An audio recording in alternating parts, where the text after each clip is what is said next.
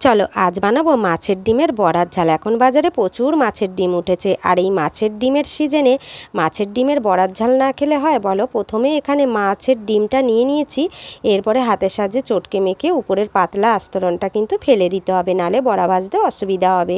এরপরে সামান্য বেসন, সামান্য নুন, হলুদ আর কুচনো পেঁয়াজ দিয়ে মাছের ডিমটা ভালো করে মেখে নেব। এদিকে একটা পেস্ট বানিয়ে নেব। নিয়ে নিচ্ছি টমেটো কুচি, কয়েক কোয়া রসুন, একটু আদার টুকরো, কয়েকটা কাঁচা লঙ্কা।